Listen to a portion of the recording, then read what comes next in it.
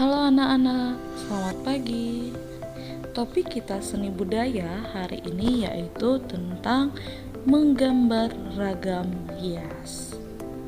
Kita mulai yang pertama ya, yaitu pengertian ragam hias. Ragam hias dapat diartikan sebagai hiasan berupa pola berulang yang biasanya dibuat pada suatu karya seni. Nah, karya seninya apa? Di penjelasan ini nanti saya sebutkan apa saja. Ragam hias atau juga dikenal sebagai ornamen merupakan salah satu bentuk seni rupa yang sangat melekat dengan identitas bangsa Indonesia. Berbagai macam ragam hias dapat kita temukan di Indonesia, entah itu pada kain batik, tenun, songket, candi, dan tempat persembahyangan.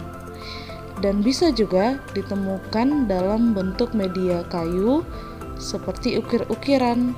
Contohnya itu adalah Jepara. Nah, Jepara ini bisa kita lihat pada ukiran pintu, meja, dan lain-lainnya. Itu sudah termasuk dalam ragam hias.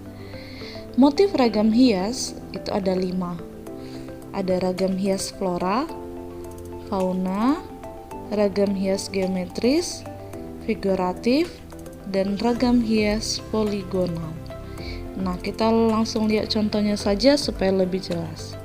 Yang pertama yaitu adalah ragam hias flora, yang artinya ragam hias yang menggunakan bentuk flora atau tumbuhan sebagai objek motif. Seperti pada gambar ini yang menggunakan gambar tumbuh-tumbuhan atau ornamen tambahan yang berbentuk flora juga. Nah, ini biasanya kita temukan dalam baju-baju batik yang menggunakan pola-pola flora atau tumbuhan yang biasanya diberi hiasan-hiasan. Kemudian yang kedua yaitu adalah ragam hias fauna, yang artinya ragam hias yang menggunakan fauna atau hewan sebagai objek motif. Nah, seperti pada gambar ini, menggambar kupu-kupu kemudian dihiasi dengan lingkaran-lingkaran dan ada tambahan-tambahan seperti floranya supaya lebih menarik lagi. Nah, selanjutnya ragam hias geometris.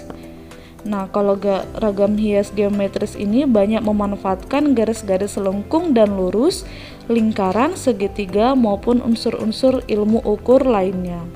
Contohnya pada gambar ini.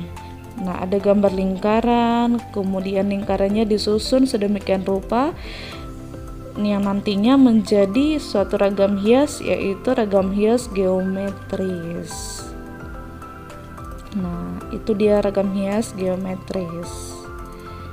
Jadi, saya ulang sedikit, ada ragam hias flora, ada ragam hias fauna yang menggunakan hewan, ragam hias geometris ini menggunakan unsur-unsur ilmu ukur, baik itu garis lengkung, segitiga, dan lainnya.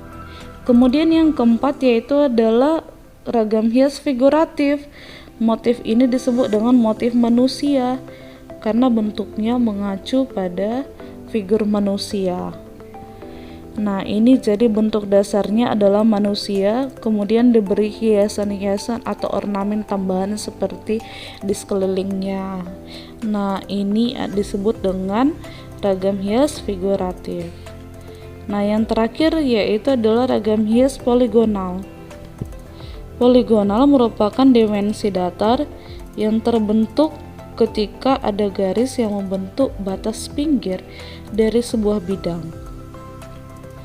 Contoh bentuk-bentuk poligonal adalah segitiga, segi empat, dan lain-lain. Nah, kalau dalam poligonal ini cenderung membentuk batas pinggir dalam satu bidang. Nah, kalau ini berarti persegi ya. Ini ada batas-batasnya.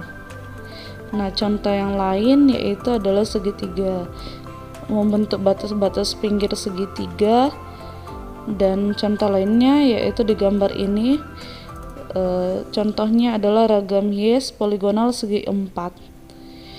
Nah, ini dibuat batas-batas pinggir supaya lebih terlihat batasnya.